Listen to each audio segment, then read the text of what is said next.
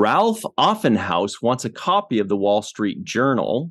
LQ Sonny Clemens just wants a martini straight up with olives. And Lieutenant Worf walks into a door. Hello, everybody, and welcome to The Seventh Rule with Cirroc Lofton. Hello, hello. My name is Ryan T. Husk. Today we're doing a review of Star Trek The Next Generation Season 1, Episode 25, the final episode of the first season, entitled The Neutral Zone. Story by, this one's a little strange, Deborah McIntyre and Mona Clee. Teleplay by Maurice Hurley, and television story by Maurice Hurley. That's kind of a new one.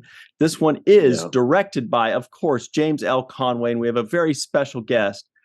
Legendary director, Mr. James L. Conway is joining us. Thank you so much for joining us, Jamie. So good to see you again. Nice to be back. Also, very special thanks to Grandpa One, aka Tim Baum, for sponsoring this entire first season. Thank you very much. This was May 14th, 1988. Where were you?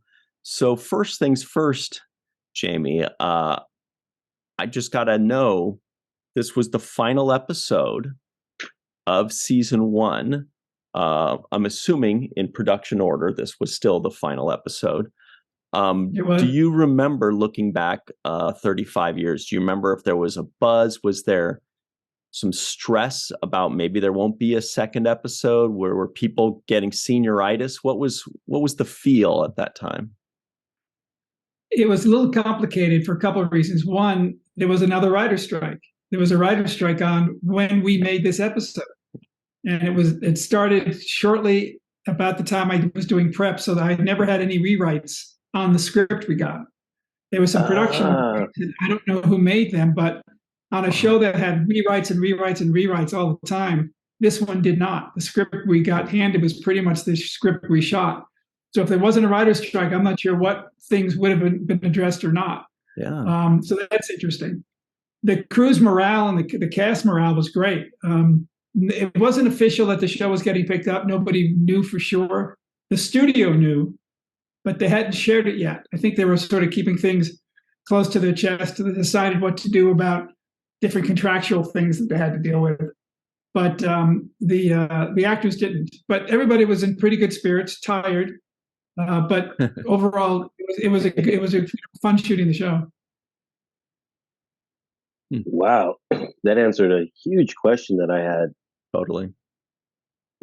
Because not having rewrites, usually when they're watching the dailies and they're going to kind of tweak things to get more juice out of the story, maybe bring more drama to a scene, and it felt like this was like the first draft, or because for a final episode, this is a season finale.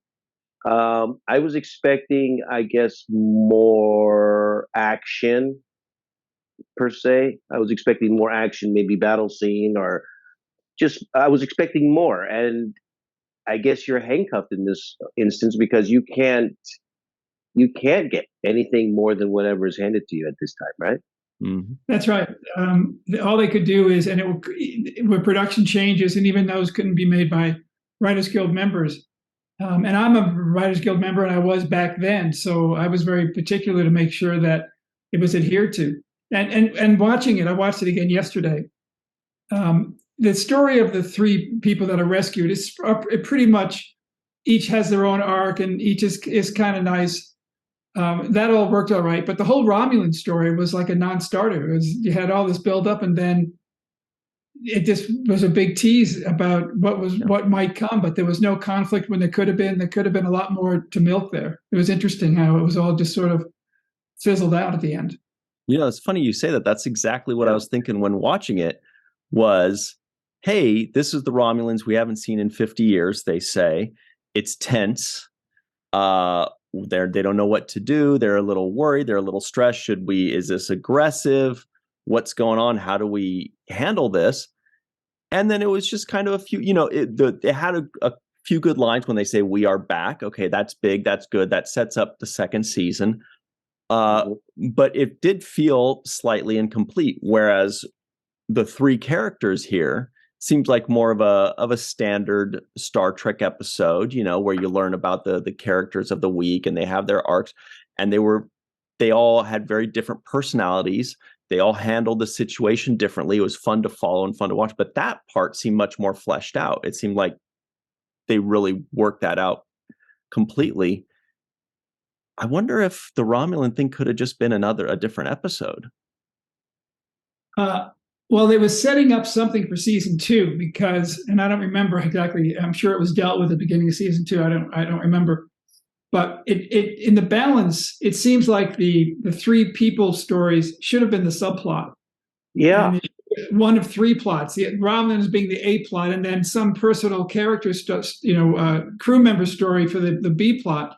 And there was nothing with the characters at all in this with our regulars. It was just those three and the Romulans sort of as an afterthought. Mm-hmm. I wrote the same thing in my notes. Because of the way the Romulan situation turned out, it seemed to be two B plots instead of an A plot and a B plot. This episode felt like I was watching two B plots, and I was waiting for, some climax, some action, something bigger than what I got, and that's why I felt let down on both plots, essentially. They had great story ideas, though. They, the coming up, talking about cryogenics, for example, and talking about the Romulans, another thing that we want to talk about. Like, those things are interesting for me as a viewer, but just not the way it was approached in this particular script.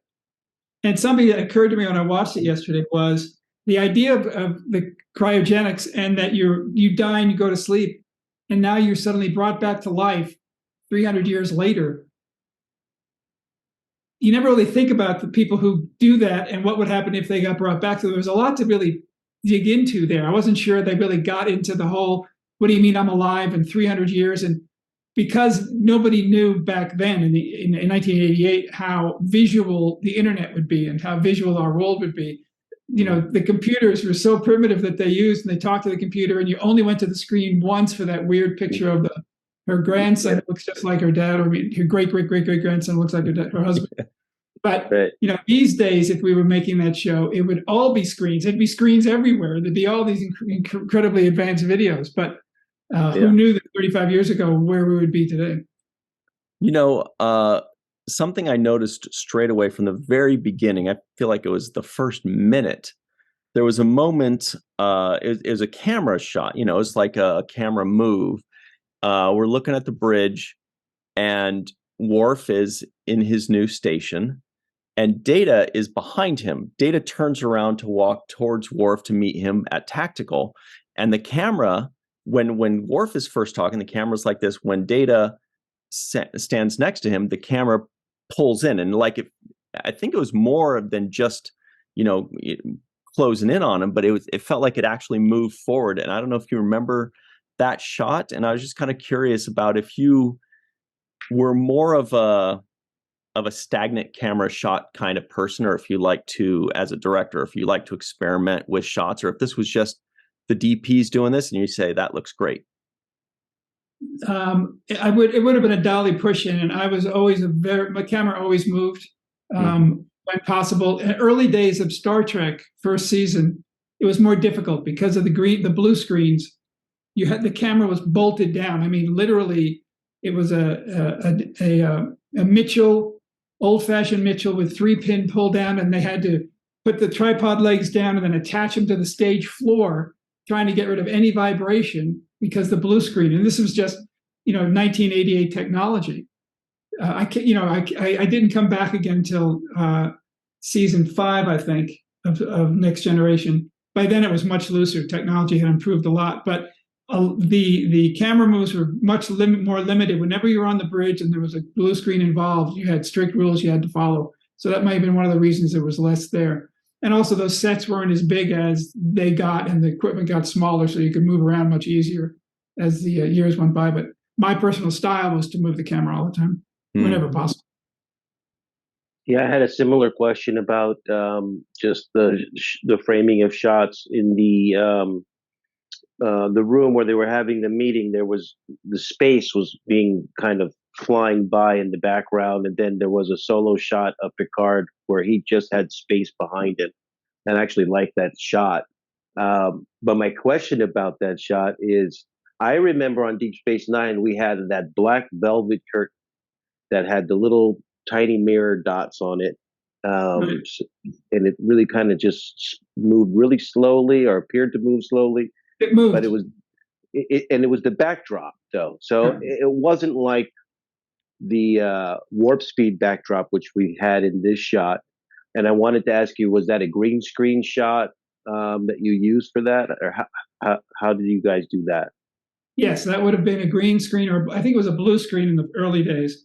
Okay. But yes, it was a green screen out the window, and again, you had the camera had to be locked down. Now, I think all those visual effects were redone when they redid the episodes for DVD. That's why I think all of including those, I think were redone. I think the miniatures were redone, because I know they redid special effects when they did some of the DVD reissues.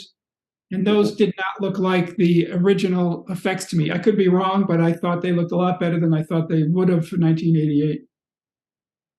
I thought so too, actually. I thought the way the lines were moving in the background seemed a little more modern than the time period.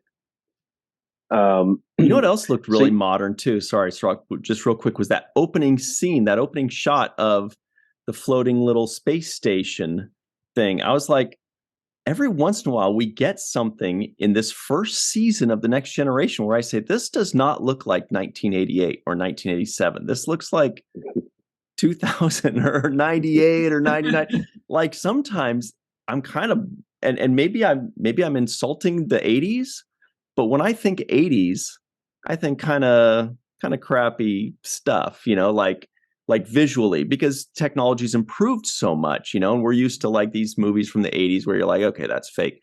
But every once in a while, like you see something in this first season where you're like, this looks really good. And so, Jamie, it might be, like you said, that it kind of got remastered a little bit.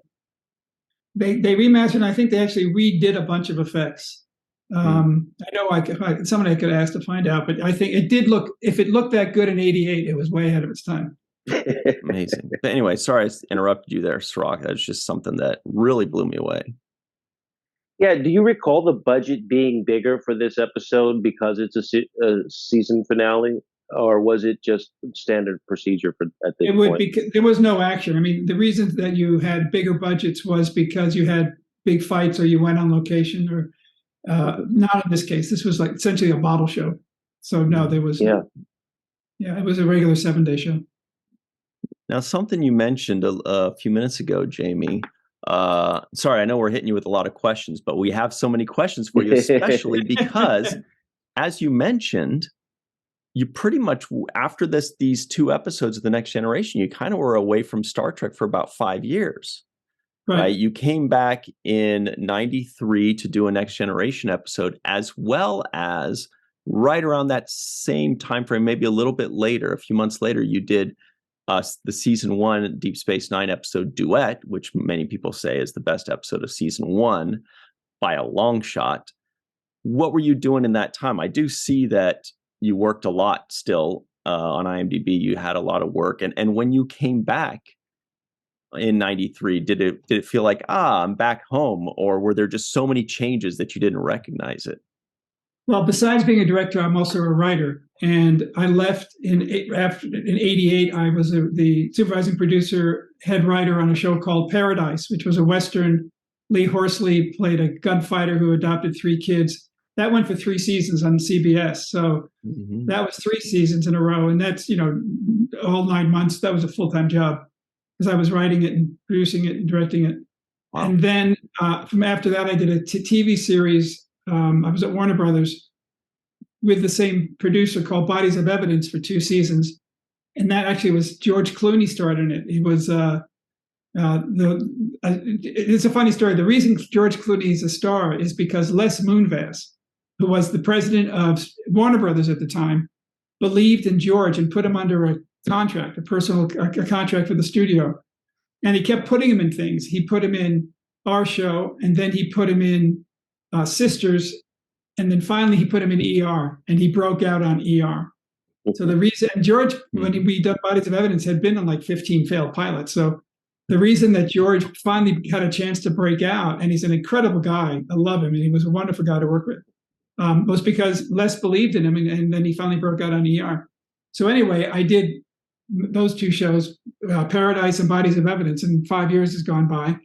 And now I'm available again. I call Rick and I say, I'm available. I'd love to come back to Star Trek. And he says, great. He called me back the next day. I had my episode. I went and I directed it. And it was like coming back home again. I mean, it was wonderful to see everybody. It was a different crew, the camera crew. All the other crew members were the same. Cast was the same and wonderful. And a very warm welcome, a great script with Jonathan, being featured so much. We had a great time. And because Rick liked my work again, he gave me the Deep Space Nine, and that led to so many more episodes, between Deep Space Nine and Voyager and Enterprise before the show ended. 18 in total. And during all of those, I would come and go. I left for a while, and I went to do a show called University Hospital and Burke's Law, and then I came back, and finally I actually became executive vice president of Spelling Television when I left doing all the Deep Space Nines. And Rick contacted me 2 years later to offer me the Enterprise pilot. And luckily, Spelling was owned by Paramount. So I was able to go to Aaron Spelling and say, I've been offered this pilot for Star Trek. Would you let me go do it? And he said, yes. So that worked out. Well, that leads me to my next question. One is, you were dealing with Rick Berman a lot. Was Gene Roddenberry actively involved with you during this first season of Next Generation? Yes, during Justice, he was very involved. That was only episode 5 or 6, and that sounds about right. And he did the final draft of the script, and that script is very much a Gene Roddenberry original series show. So he was, and I loved him. He was great. And then I didn't get to work with him on the last one very much because of the writer's strike. Technically, he wasn't able to, render any writing services. So he was around, but he wasn't able to do what he did on the first one we did together. And that leads me to my next question, which is stylistically between Roddenberry and Rick Berman or Aaron Spelling. I really want to know, what kind of differences do you see in the way that they run their empires, the Aaron Spelling / Roddenberry kind of stylistically? Well, let me start with Roddenberry. He was a writer-producer, and he had a very specific vision, which he saw through the original series and then continued to Next Generation. So it was really his vision, and he was very specific about it. And that was good, because you knew exactly it was a good vision and a lot of fun, and you knew what you wanted to do. Aaron, who was also a writer-producer, he started as a writer.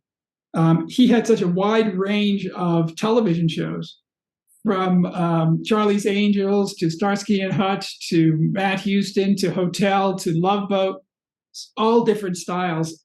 And he was a master of high concept and casting. And to him, he loved the casting process. He was great at it. And he could smell a high concept show that he thought would be a hit. His taste was very much in sync with America's taste at the time. So he just churned out hit after hit after hit. He always had control, but he let the showrunners run with the day-to-day operation. Though he read every script, he was involved in the casting of every show. He was very hands-on. Jamie, something I'm noticing when we're talking with you right now is we ask you a question. You don't think about it very long. You answer it with certainty. You're very clear-headed. Your thought process is quick. And I'm wondering if that must have been something that made you very attractive as a director when people are looking to work under time constraints, major time constraints and deadlines. Do you and as an executive running Yeah. Spellings Productions, do you think not that just was the director. one of the big things that Star Trek, saw in you, the why they kept calling you back is you knew what you wanted, you were quick with it, you were certain. That's really important in a leadership role. Yeah, there are two things. As a director, I prepared completely. So I had my whole shot list worked out. When we went to the set, I knew exactly what I wanted. And I would go, we'd rehearse it. I'd sort of put them where I want. The actors would have ideas. We'd get it blocked. They'd light it. And then when we started shooting, I'd go, if I liked it, cut print over here, cut print over here. No wasted time in between, no long discussions after takes. So you got a lot done. And I tended to accomplish more in a day than other directors did. And to your other question, yes, I'm very decisive, and I think quickly. So when people ask a question, and there's a lot of people asking you questions when you're a director, and if your ability is to answer boom, boom, boom, boom, boom, and answer correctly, hopefully, and still be collaborative, it can really work to your advantage. Mm-hmm. Yeah, there were a few things that jumped out to me as maybe signs of the time for this episode. One of them was the music accents for the comedy moments. Yeah.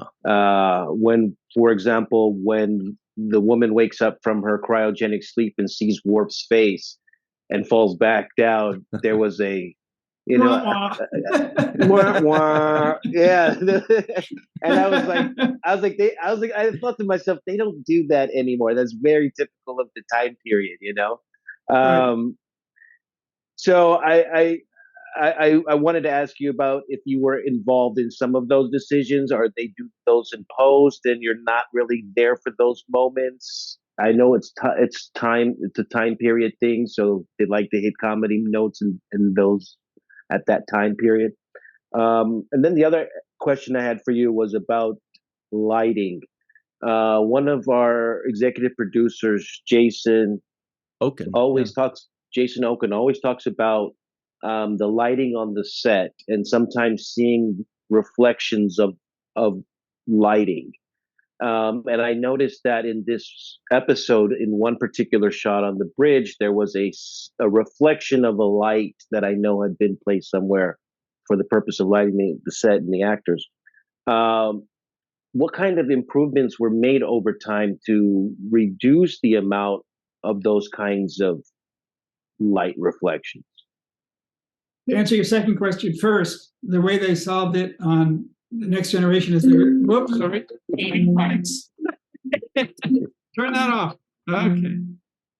Sorry about that. Hey, now it's that. Wait a minute, I'll get it there. Okay, done. Sorry. So they replaced the director of photography. So you had a new DP on season 2 who changed the philosophy of the lighting. Season 1 was very traditional, a lot of hard lights. Those are harder to disguise, I think. It takes longer to light. And those are big sets to light. And I believe it was, I can't remember who came in the second year, if it was Marvin or if it was Jonathan West, but they just changed the lighting style. It was Marvin, yeah. Yeah, Marvin. So there was more soft light, and that was one thing. I don't remember the reflection thing that much as an issue, but that was that. In terms of the music, the direct episodic directors, you once you finish shooting, you go in with the editor and you put together your director's cut. So it's going to be shown to the producers the way I intended it, and then that's it. You're done. You have no more involvement in any of the post production. The producers change what they want. They do the music. You're allowed to come to the mix if you want to. Nobody does. That's different when I did a pilot for Enterprise, where I was involved in everything all the way. But an episodic director's job ends when you turn over your director's cut. It's really a producer's medium from that point on. Okay. Yeah, I noticed the music as well, but especially during the tense moments, there was like almost like the piano, the keys playing almost like a tingling kind of feeling, and it kind of jumped out at me. And again, this, like Cirroc said, this felt very much like something they used to do, where the music is almost a character of its own in a way. Like it kind of stands out, making it more scary, and it's more prominent. And I should have looked up who it was that did the scoring. I don't know if you remember, but was that something, Jamie, that you would ever picture in your mind when you're directing? Like, oh, it'd be nice if there was this kind of music, I'll see if I can suggest that later. Or was that just totally, that's their thing, this is my thing? Was it like a totally separate kind of department? In this show, I never thought about music at all. Other shows at the time were incorporating rock music and things throughout the episodes. It was just becoming vogue. So you'd always keep an eye on, what you might want to do musically in contemporary music to like a detective show or something, but not in this case. And back in those days, every score was done by a 20 or 30 piece orchestra. They would gather every week to do an episode, and there were these big orchestras that would come in and do it. Now it's all done on the synthesizer, but it was a huge deal. I mean, you'd have 20, 30 orchestra people in there, and they'd be scoring all these TV shows. It was quite remarkable. It was Ron Jones again. I just looked it up. That guy was just freaking amazing. Yeah, he did a lot of work on the show. Do you recall any interaction with Maurice Hurley? We've seen his name come up a lot. He's always on the credits, and he's obviously credited for this teleplay. But I don't know if you had any interaction with him specifically because he was on strike for this episode. I did a lot on the first episode, and I'm sure he was there in a producer capacity, not writing when I was there. But I liked Maurice. He was a really nice guy. A lot of energy, a lot of good ideas. It was funny. And I don't know if he left the show that year or the next year. I can't remember, but he was a good guy. And we only have you for another minute here, Jamie. Really appreciate you taking the time today. But before you go on that subject, can you tell us what that means when what was it called? Television story by Maurice Hurley. We've seen obviously teleplay by, we get it, story by, we get it. When they say written by, it's a combination of both. But television, Maurice Hurley was television story and teleplay by. I don't understand that. Do you have any idea? Unless the screenplay was originally based on a short story or maybe a novelization that they borrowed it from and was written by those first two people you mentioned. I don't know. I don't remember the history. Let's see what it says. It says story. I'm looking at the credits here.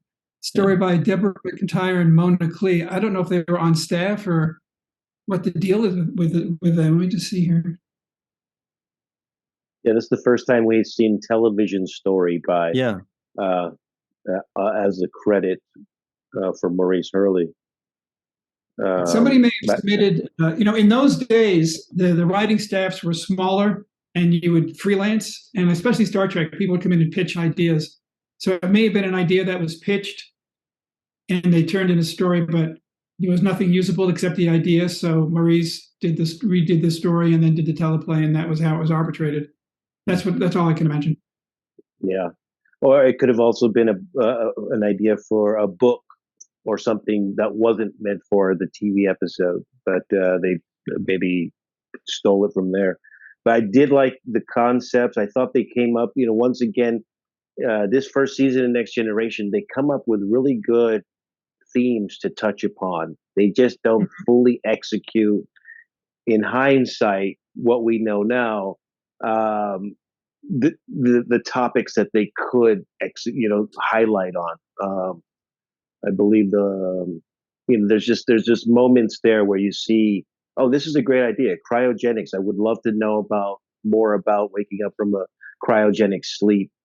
But yeah, along those lines, nobody in the cast talked about it or speculated about it. They never made it personal to them. It was just three people, and in terms of modern writing, that would never happen. You have that happen, and somehow it would have to impact on your main characters or influence the story somewhere. But it never did.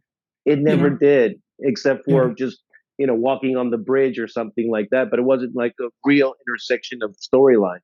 And that was weird too when Peter Mark Mitchman comes on the set and suddenly becomes part of the negotiation. Yeah.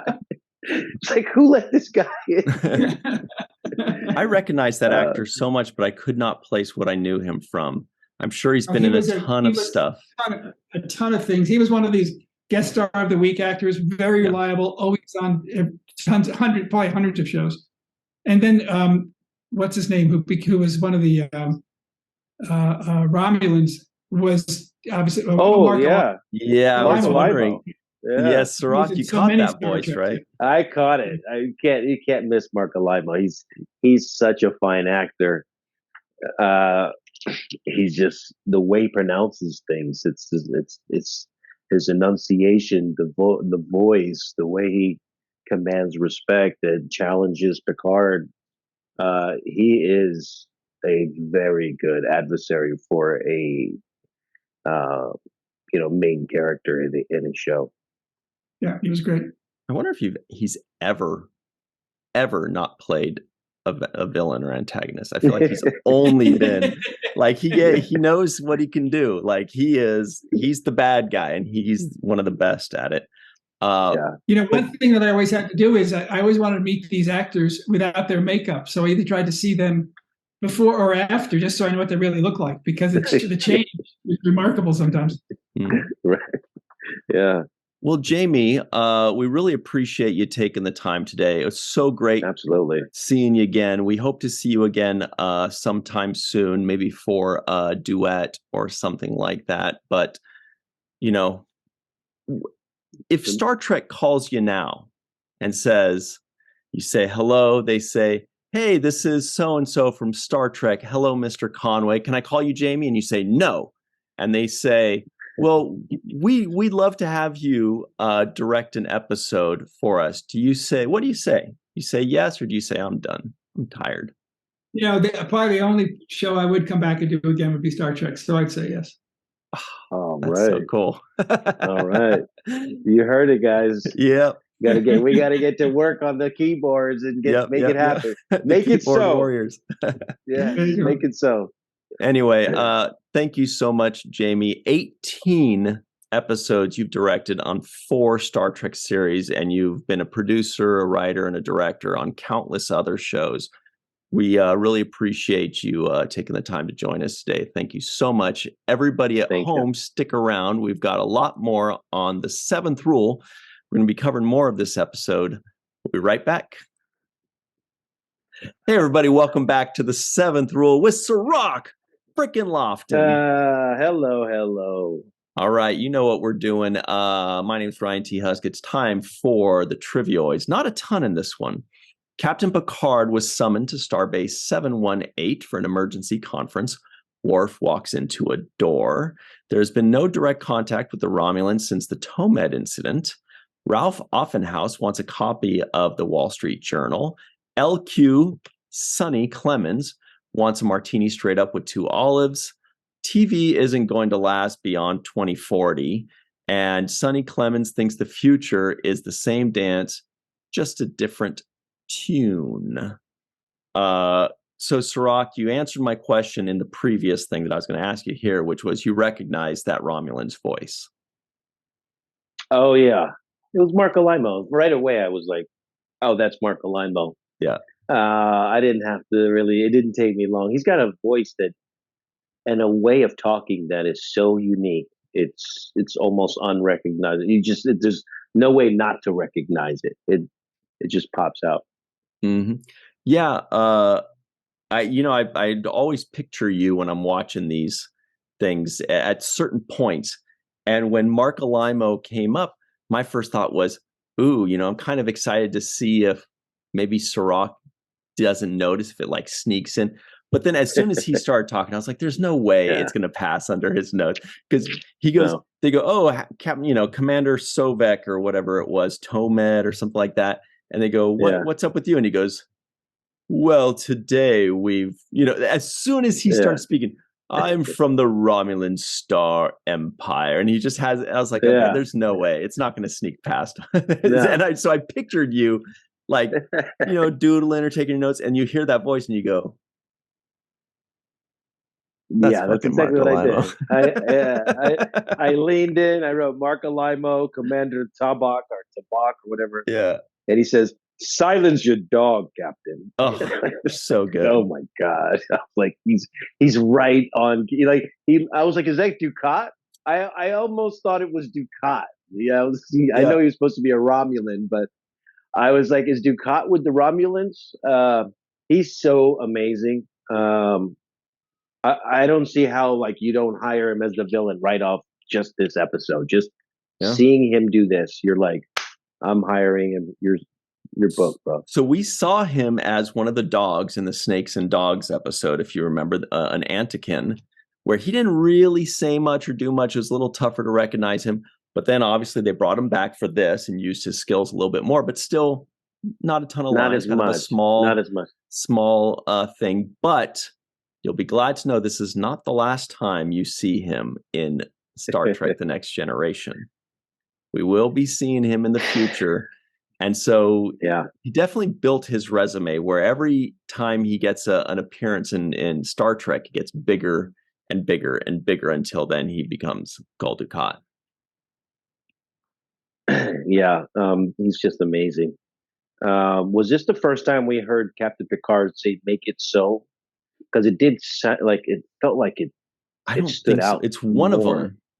I think only, but not a ton. Not a ton. It's certainly one of the first times.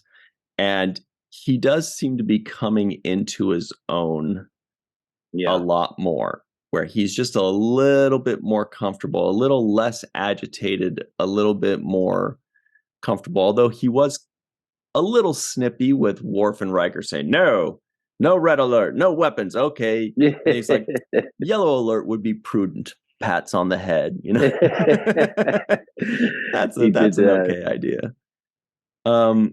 Speaking of pats, what about that guy? What was his name? LQ Sonny. Yeah. When he gave Beverly a nice little pat on the ass as he was walking out. Did he do that? I missed it. Oh yeah. Oh my God, that's so bad. Yeah, he was in the room and he says something and he gives her a pat on the ass, and I was hoping you caught it because I was thinking of Pat Beverly. Very nice, very nice. That was a lot of work. That was a lot of work, but he actually did do that. He did do that. I thought, wow, that was crazy.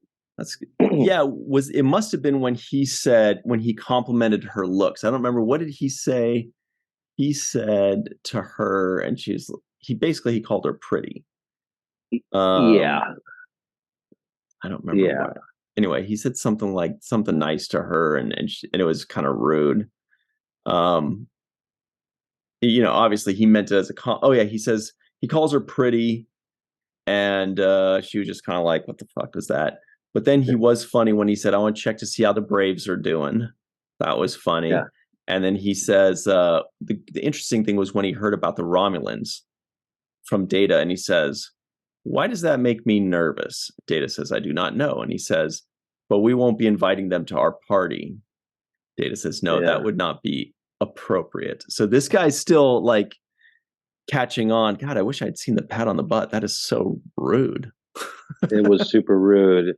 It was just this kind of chauvinism just thrown in there. I noticed they said that TV dies in 2040. I thought that was pretty funny. Yeah. Star Trek is good for making predictions. They did the whole Bell riots in 2024 and actually referred back to it in Picard. And now they're telling us that TV will officially essentially be dead in 2040, which, the internet is doing a good job of fulfilling that destiny. Mm-hmm. But yeah, I was really disappointed, I have to say, with this episode overall, though. I thought that as a season finale, I needed way more Romulans and way less cryogenic people. It almost felt like this could have just been episode 17. Just whatever. But the most that it gave us was just the promise that things are going to get heavier. Like when they said the Romulans appeared for the first time in 50 years. And at the end, Dukat says, "We are coming," or "We are back," or something We're like back. that. Yeah.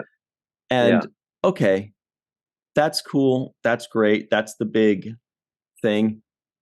But you could have given us more than that. I mean, it's cute. Yeah. It's good. It gives us something to hang on to. And so it's almost like they're saying, all right, never mind. The Ferengi weren't as scary as we thought they were. Well, let's go with the Romulans. The Romulans are scary. They're going to be the new bad guys. It's like, felt like that's what they're doing. Which I'm okay with, but make the episode more about the Romulans and not about these three cryogenic people. This episode with the cryogenic people gave me the vibes of the Deep Space Nine episode where those genius statistical probabilities, those four weirdos that were like super smart. Yeah, this gave me a statistical probabilities vibe with these kinds of bringing in three guest stars to be the star of the episode, and the storyline not exactly being as good as I want it to be. This is what it felt like. Yeah, didn't feel like a finale.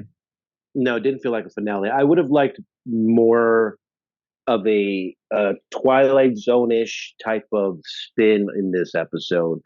It would have been great had the people in the satellite that was discovered, or whatever that ship was, if they were all dead except for one person.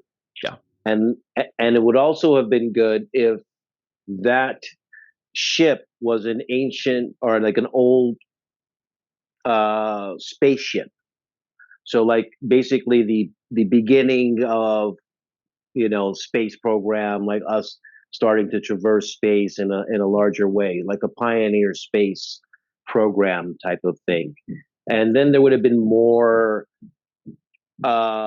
relationship there between the people that they found, who or the person that they would have found, who would have been an explorer themselves and seen the starship as something that they would have wanted to have seen, a dream of theirs, and it would have had a different feel to it than these, a country western guitar guy and a Wall Street investor prick. I think it would have been better if it was, for me, an actual astronaut or astronauts, who were involved in space exploration, maybe an international space station or international space exploration team, and only one person survived, and there's a murder mystery. Why did everybody die? Maybe that one person who survived killed the rest of the people. There could be more to this episode.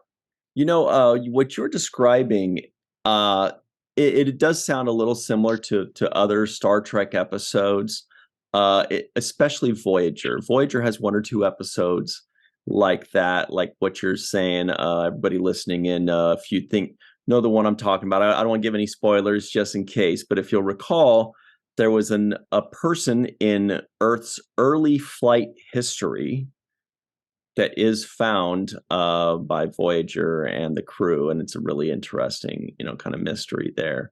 But anyway, I mean, you're right. That's the reason it was done in future episodes, is because they improved, and they're like, let's work on this a little better and hone our craft. And so, that does give us something a little bit more to sink our teeth into. Although in 1988, I do remember the people in, the late 80s and 90s were talking about cryogenics. It was like a big thing. And then it kind of just fizzled out, right? Do we even talk about cryogenics anymore? I don't think so. I think the most famous person I know that's been involved with cryogenics was Walt Disney. And from my understanding, he was frozen after he died. And I guess he's the biggest celebrity of the cryogenic period, but there's other people that have asked for that, have requested that. I thought it was interesting that they brought up the power failures issue of cryogenics. Like, companies fell out of business because they weren't properly supplying power.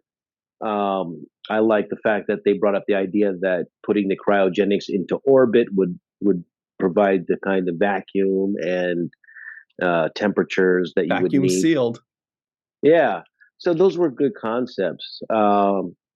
Just not for a season finale for me.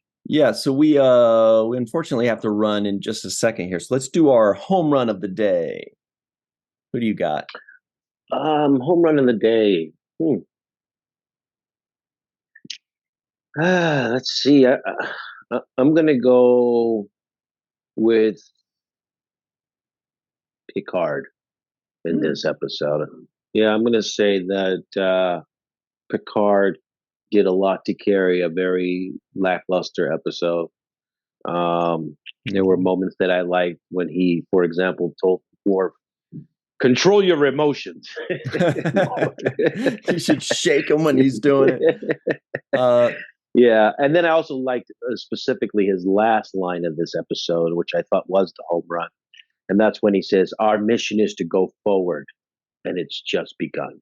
Yeah, when he said, something about going back there, and he said, "No, that would be in the wrong. That would be going in the wrong direction." I'm like, we need to pay attention to that still today. Yes, it's subtle, but he's saying, no, that's the wrong direction. We must go forward. Well, I'll tell you, my home run of the day, I think, goes to Ron Jones, the music guy, because that was just great music, great scoring. Really appreciated it. I think that's the big winner for me. Before we go, we're going to give a very special thanks to Homer Frizzell, Dr. Marie Segal, Eve England out in Wales, Yvette Blackmon-Tom, TJ Jackson-Bey out in Missouri, Bill Victor Arucan, our good pal Titus Mohler, Darlena Marie, Dr. Mohamed Noor, Tierney C. Dieckmann on a post. Congratulations. She's got a little baby that's super cute. Anil O. Polat, Joe Balsarotti, Mike Gu, Dequeue, Neal Akasaka, Justine Norton-Kertson, Dr. Stephanie Baker, Carrie Schwent, Faith Howell, Edward Foltz, live from Tokyo, the Matt Boardman, Chris McGee, Justin Weir, Jake Barrett, Jane Jorgensen, Henry Unger, Allison Leach Hyde, Julie Manasfi,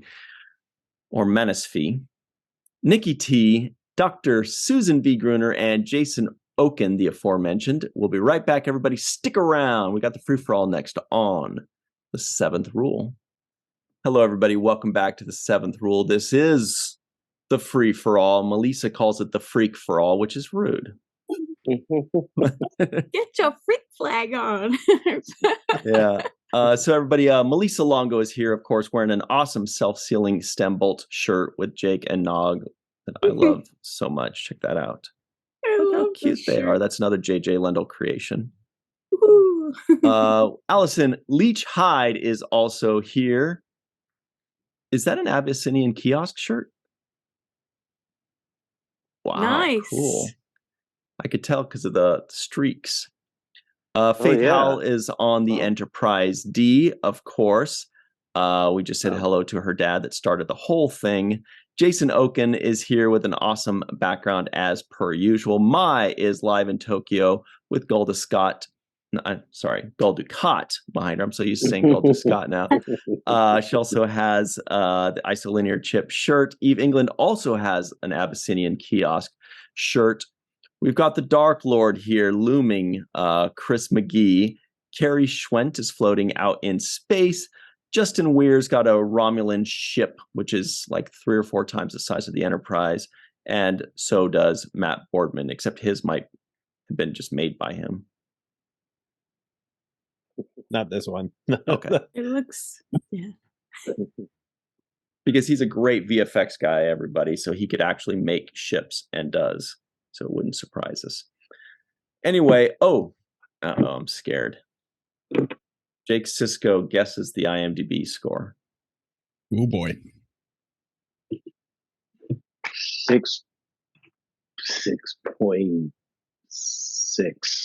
6.6. Does anybody else have a guess that doesn't already know? 6.2. Yeah, 6.2 is what I thought. Yeah. Yeah, this was not good. I accidentally saw it.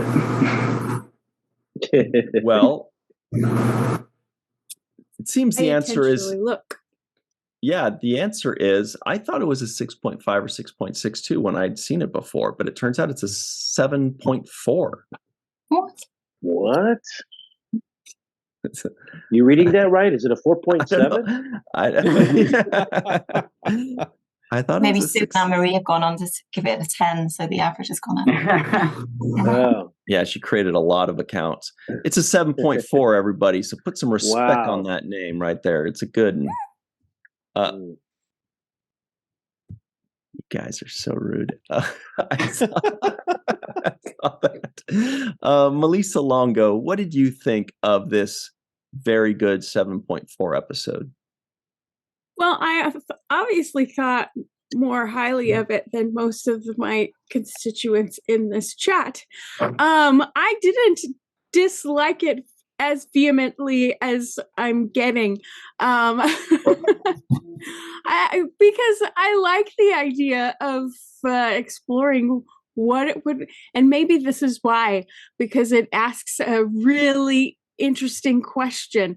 What would I be like in 300 years if I was woken up after a deep sleep? And what would my first questions be? And I think I would be very curious about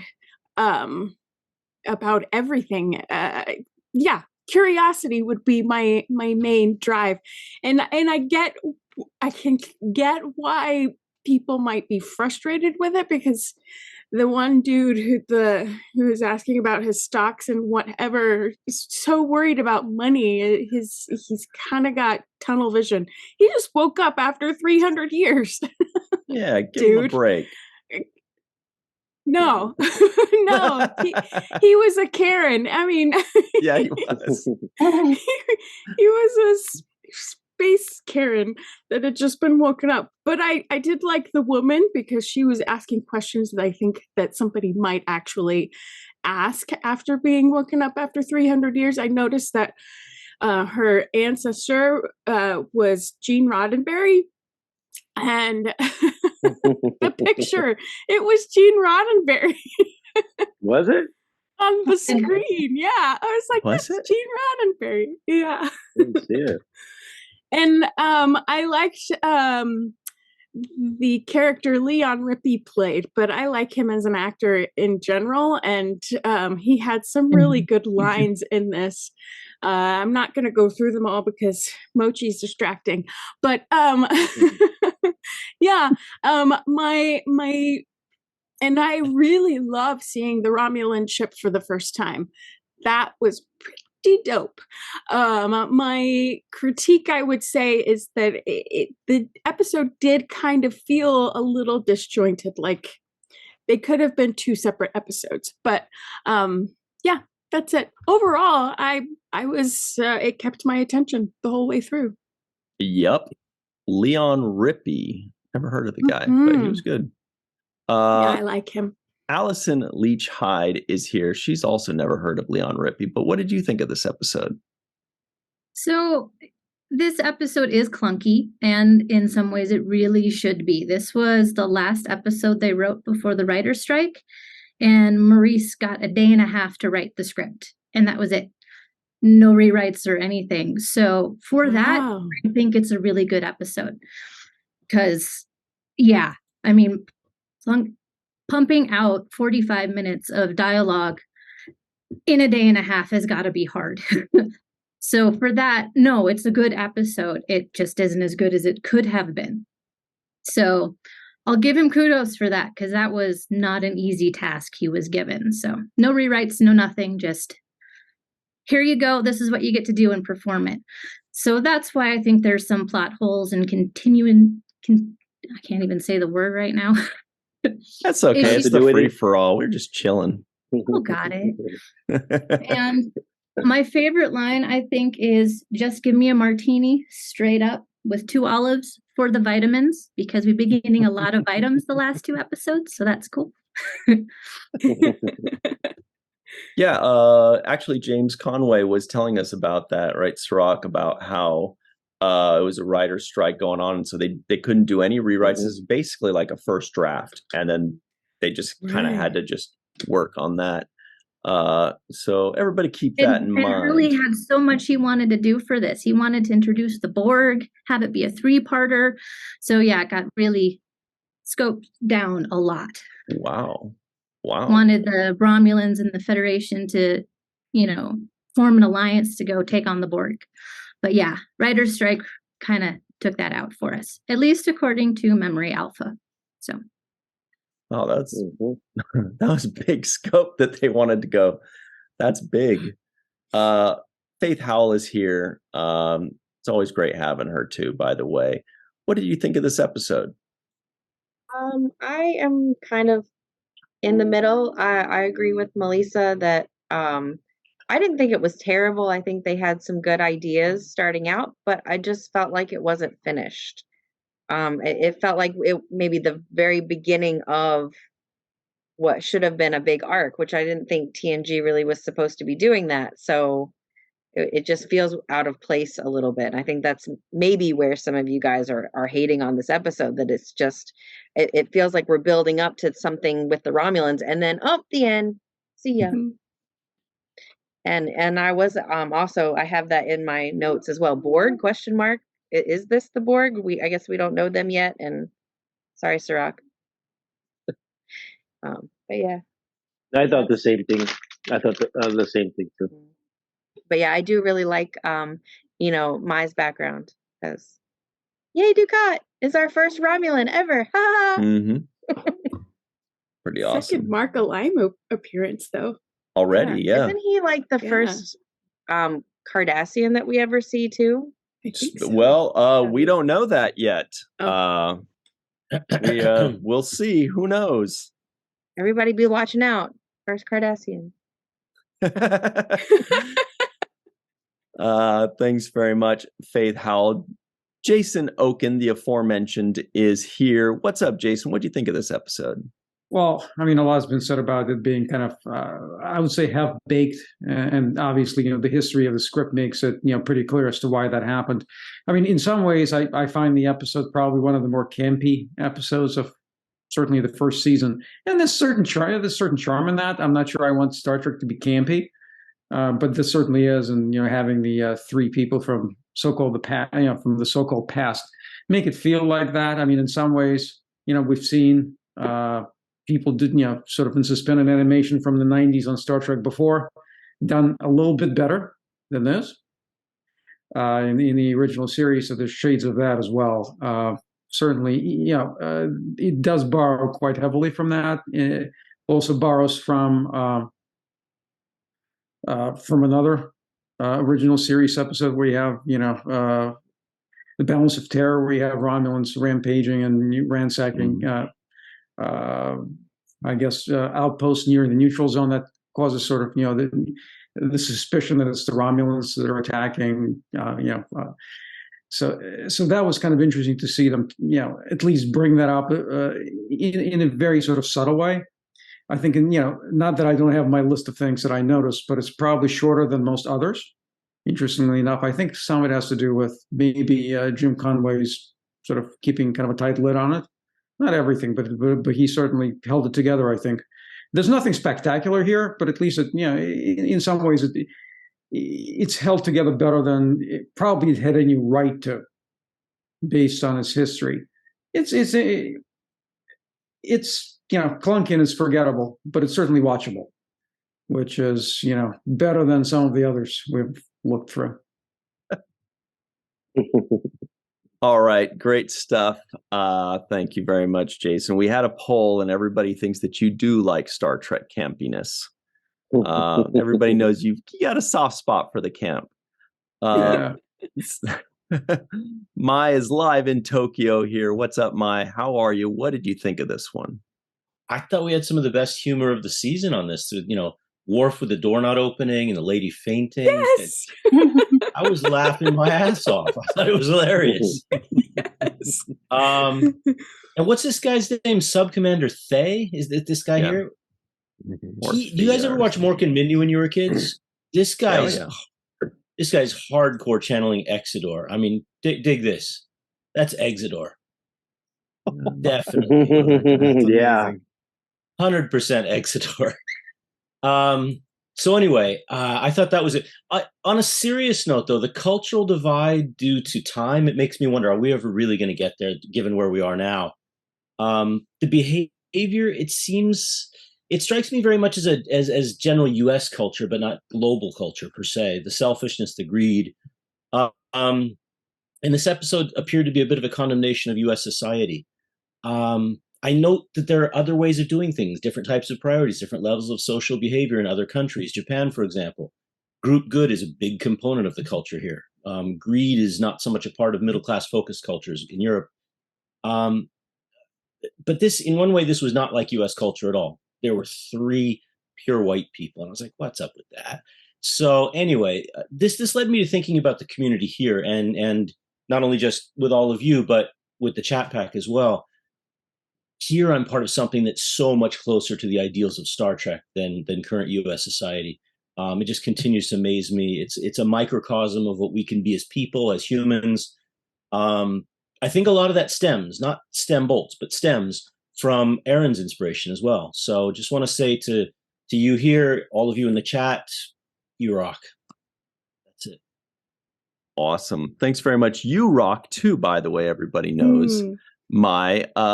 But since you brought up Laverne and Shirley, does everybody know the other tie-in, the other character in Laverne and Shirley, where the actor also showed up in Star Trek and a very memorable character?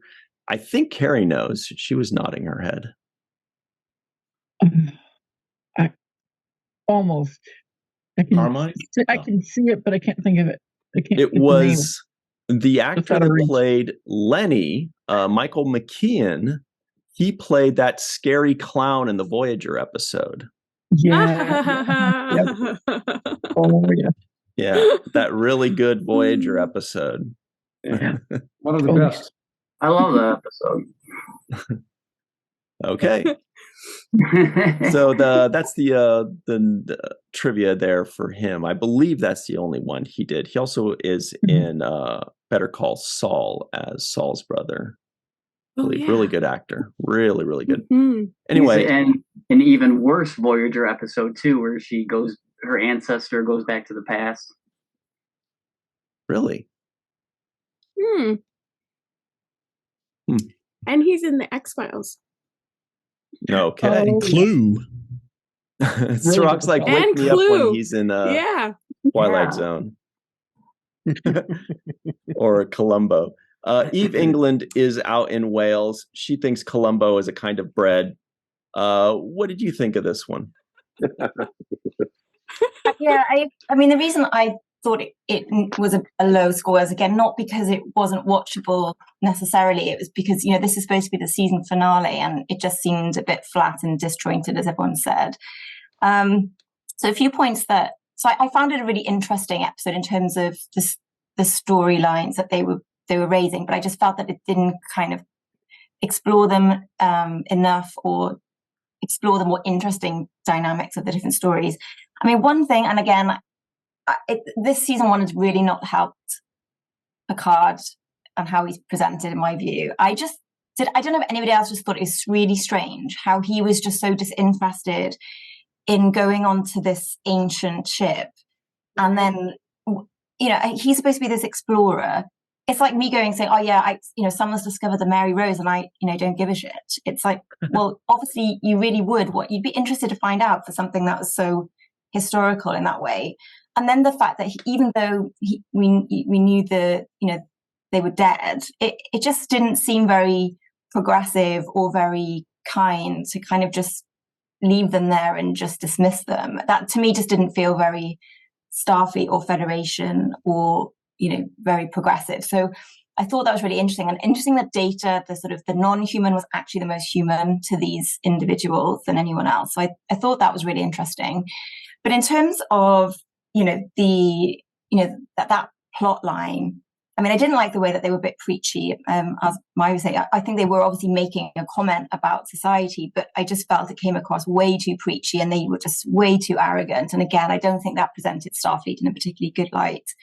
But it made me think. I was thinking, if somebody wakes up in 300 years time. When I first started, I thought, how do they even communicate? How do they understand each other? Because that's such a long period of time. Exactly. I was thinking, if you went back to medieval times, and it reminded me of that Michael Crichton book Timeline, where those students go back to medieval France, and obviously, even though they could all speak French and they'd studied the language, they just couldn't understand it or communicate at all because it's so different. So then I was thinking, okay, that was a big sort of nitpick originally, and then I thought, but actually maybe if you think about, that was certainly the case possibly from the 90s. Universal translators, right? Universal. Yeah, but even I'm not sure that it would necessarily have that bank of sort of the repertoire from that time ago. But then I was thinking, well, actually, if you're looking at it from that point to 400 years in the future, the way that we do record, there's much more standardization of language than that you had in, say, medieval times, for example, where things were not communicated, written down, recorded. Whereas now, obviously, we have everything recorded. So even in 300 years' time, you'd think that scholars could go back and listen to people on YouTube or whatever and understand that kind of language. So I just thought that was a really interesting thing, and it would have been nice for them to explore some of, and as Malissa said, it's that personal thing and the actual practicalities of coming out of that sort of sleep after that much time, and that would have been really interesting. And I think it could have had an episode all by itself just for that. So I thought like I said, it didn't quite all come together, but I thought that storyline was an interesting one in of itself, and it was very watchable overall. But it was just a bit disappointing for a season finale, I thought. Excellent point about the language, though. I thought that myself. 400 years later, 400 years from now, we're not going to be able to understand what we're saying right now, especially because I think language is going to be accelerating in how quickly it changes. Since you jive turkey. I don't know what that means. What is that? Where is that from? Yeah, so Raffi wouldn't know what roadkill is. I'm just saying. If Picard, she says roadkill, she wouldn't know what roadkill is. Oh, you guys, by the way, Chris McGee helps to remind us because he says he's Chris High Mileage McGee. Did you guys catch the line where they say low mileage? What the heck? What do they call it? Woofies. Something woofy? Yeah, yes, he says. I love that. He says, why don't you come back later on? You and me will find us a couple low mileage pit woofies and help them build a memory. Would you believe our good buddy Marie Segal found this? There's actually a card based on this from like some Star Trek game called Star Trek CCG 2nd edition, the expansion, A Time to Stand. And there's this card, apparently it's 3 points, dead weight, dilemma, and this guy's dead weight. So anyway, they actually made a card from it. Thank you for reminding us of that, Chris High Mileage McGee. And by the way, if anybody knows what that actually means, let us know in the comments below, because I have no. Sounds naughty. What do you think of this episode, Chris? Want me to spoil it for you? Yeah. Well, it's not. There isn't a a consensus as to what it means, but according to your friend in mind, Memory Alpha, the term low mileage refers to, of course, age and experience. The pit refers to like the orchestra pit or just in front of the band. Woofy refers to like a barker or screamer, thus a country music euphemism for a young, fairly naive band groupie. Oh, a screamer would be a groupie. Got it. As far as this episode, thank you, Allison, for explaining why this script wound up the way it did. That explains why a lot of critics consider this episode just an episode for an opportunity for the Romulans to say, "Hey, we are back." As has been mentioned, Ron Jones did an excellent tension-building score in this one. Someone had mentioned that the pattern of destruction of the outposts seemed familiar, and without giving anything away, just keep that in mind for a future episode. You're not wrong. Just the idea of something, an entire civilization or whatever, or outpost being scooped up. Also, I hate to be the bearer of bad news, but being the year 2023, when we're recording this, we only have about 17 years left to enjoy television before it. No one watches it anymore, apparently. As Maya commented, the conversation between Oppenhaus and Picard was actually much more interesting than I thought it was the first time that I watched this episode. Very reminiscent of how, like, the rich in our society today, in fact, are so self-important, don't care about anyone else, even all but dismiss the military. So I saw a lot of interesting parallels, and I like that. One thing that caught my curiosity was when Mark Limo's character said towards the end, matters more urgent caused our absence. Now I'm curious what those matters were, why the Romulans disappeared for I don't know how many years. Don't recall any NAMs in this episode, non-appearance mentions. But my memorable quote, well, obviously the one that stuck with me for all these years is, of course, low mileage pit woofies, but also I'll pick something a little less obvious and say, much obliged. Mm-hmm. Very nice. Thank you very much, Chris. High mileage McGee. Carrie Schwent is also here. Looks like a Decepticon. Sure. Pretty freaking rad. What do you think of this episode? I just came from the new movie. Oh. I like this episode, although honestly I think it would have been better to start season 2 with and have season 1 end with conspiracy, but I do enjoy it. Yeah. Mark Limo, he could read me the phone book and I'd listen just to listen to that voice again. There were some very interesting Easter eggs. You almost kind of had to pause to notice them. But on the capsule at the top, there's a 4077, which is a reference to MASH. When Troy and Claire are going through the family tree of her descendants, her 2 sons, one married Mary Ann, one married Ginger from Gilligan's Island. The next tree down is the first names and for middle initials, the initial of the main series cast, Marina S, Will W, etc. The next tree down is, in a similar fashion, the main characters from MASH. Kind of all of those. I found that out looking up on IMDb, and I thought it was fantastic.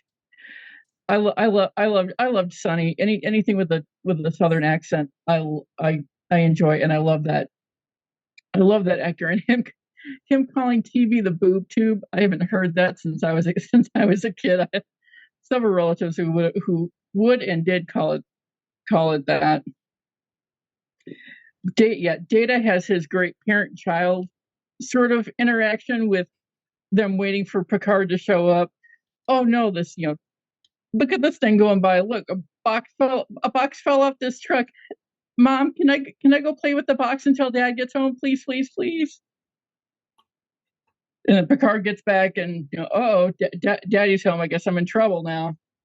Getting called down to sick bay. But yeah, Data and Sonny's interactions were just adorable, and he thought for like half a second about maybe going with him. It was very tempting for him to just hang out with this guy for a while. Now my limerick for the episode, I decided to focus on them. So here we go. Data found 3 frozen people today. Been sleeping centuries, they say. Claire misses her family. Ralph is focused on money. Sonny just wants to sit and drink and play. So there Excellent. We go. Thank you very much, Carrie Schwent, everybody. Up next is Mr. Justin Weir. What's up, Justin? What did you think about this episode? Hello. This episode is kind of just okay to me. I didn't even realize that this was actually the finale until this rewatch, and Will Wheaton's not even in it. I didn't even write down much, so I'll be quick. I'm going to write down some quick thoughts that came to me when I was watching it. When Data and Worf beamed to the ship, did you notice that Worf walked right into the door like it was supposed to open? Yes, it was so great. Good. I thought this episode was great because, of course, the Romulans. That's awesome.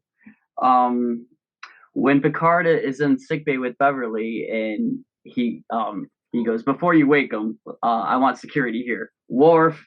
Immediately, I'm like, that's the worst choice. Like, he's comparing the Enterprise to a cruise ship. Yeah. Silence your dog, Captain. But you guys were talking about it in the chat. I think Peter Mark Richmond, that character stood out because I've been rewatching Friday the 13th, and he's in part 8 where Jason takes Manhattan. He's the racist old captain of the ship they're on. Very familiar. Very successful actor. Are you wearing that looks like you got a Cirroc Lofton shirt. Yeah, you do. There he is, a Jake Sisko 7th Rule shirt, which can be found at the 7th Rule Teespring store, everybody at home. So go check that out. You can find that at the link in the description box below. So just look for that thing, and it's just below me, just right below the video. So Matt Boardman is also here. What are you laughing at, Melissa? Matt Boardman is also here. What did you think of this episode? I want to know what Melissa. Sorry, I muted myself to sneeze because my allergies have been acting up. So Mochi knows every time a sneeze is coming on, and she bolts out of the room. She runs like for her life. Yeah, so it stopped the sneeze, but gosh, that was worth the giggle. Sorry. I'm one of those people that scaring. Anytime a cat gets scared, I don't know why it's so funny, but it is so funny. It makes me laugh every time. It's just, I guess it's the way I breathe when it's about to happen, and she just goes running. She's like, "Oh hell no!"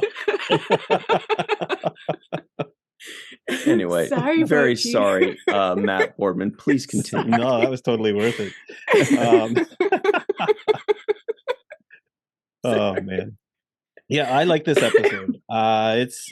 It's one of my season 1 favorites, and I mean it's interesting now to go through it, and now that I'm looking at them with a little bit more critical eye, like I didn't know that some of these episodes at the end of season 1 suffered from a writer's strike, and so I mean I think having been on productions myself, sometimes I'm a little more forgiving of that stuff because I know what it's like to be in that situation where, somebody along the way, like some executive, like I'll watch visual effects because that's that's what I do, and I never watch movies the same. But sometimes I'll see something that's like really bad, and I go, oh, I wonder if they ran out of time for that shot, because you never know when somebody goes, hey, you know what?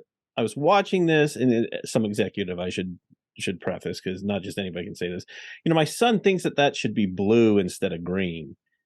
And then you have to go back and you have to redo it. And sometimes some of those requests come down the line and there's not enough time for that. And they don't realize it's not just the magic button that you press. And so, I look at this kind of, and it's like, yeah, there is definitely stuff that Picard says that is very outside of the norm for what we're used to hearing. And I think that just suffers from that first draft. And I think I read too that this was the first time that this particular writer had done anything for science fiction. So I think, yeah, had that been the case, had they gone through a few more drafts, then we would have maybe had a little bit more refinement there. But I don't know, a lot of fun things. I mean, I love Sonny. I love the guitar. I mean, he's got some great lines, and I think the interaction between him and Data is fantastic.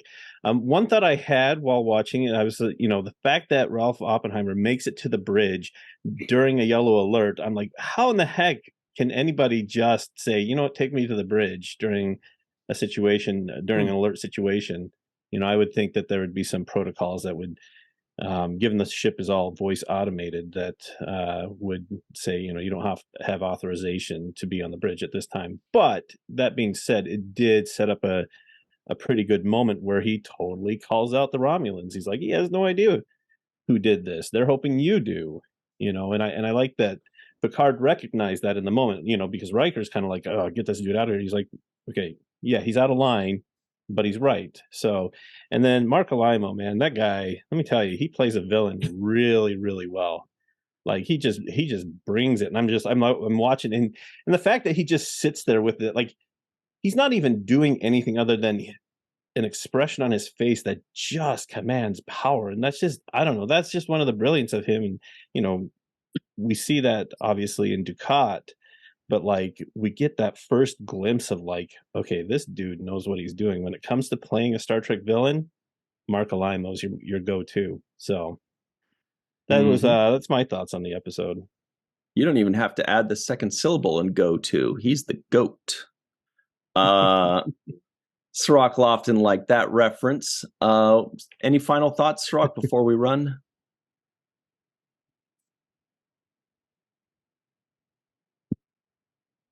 Oh, you're muted, Cirroc. Oh, don't tell him. He's miming. My bad. Yeah, I wish they did something different with the cryogenic story. I think it's a great storyline. I would have loved to see something more with that. I felt like these characters were kind of stereotype characters, the wealthy guy and the country singer guy. And they weren't dynamic enough. They weren't layered. It was very kind of stereotype. And I would have liked to see something different. I would have liked to see maybe like a cryogenic love story, a kind of Romeo and Juliet love story where a couple is frozen together. Maybe one of them wakes up, the other one is trying to wake up, and maybe the one that is woken up has to decide whether the future was good enough for the two of them to live in together. And it could have been more there, in my opinion. This should have been more about the Romulans. They could have given us more Romulan tension, more battle scenes. I would have liked to see a shot across the bow on this one, or some more tension. Where I felt like there was going to be some harm done to them. That would have been better for me. I really felt like it was two B storylines. They didn't have it really set which the A storyline was going to be and how clear it was going to be. I did like the fact that Data and Worf were out there examining their space junk. I thought that was fun. Excuse me. And I thought you would like the way I worded that, Ryan. So, and with Leon Rippey, believe it or not, I like him. Also, I don't know. Did you guys see the Pat Beverly? Not the doctor. Did you see? Did you see Beverly Crusher get patted on the butt in that one scene? I kind of would have liked a slap there. I wouldn't have minded a slap, a nice quick slap. No, we don't play that. That was after he tried to score drugs. I wrote that in my notes. With some kind of line about like, I don't care what century you're from. Yeah. ... Yeah. Whatever. We don't play that. So a nice slap or something to check him in that moment. He deserved it and he would have earned that one. So I kind of would have liked that. I also saw that the Braves was mentioned in this episode. He wanted to watch the Braves. I was wearing an Atlanta Braves hat in the baseball episode. Mm-hmm. So it made me think of the Braves now having its second NAM in Star Trek unofficially. Right. It's true. So I thought that was cool. Mm-hmm. Yeah. I thought that was cool.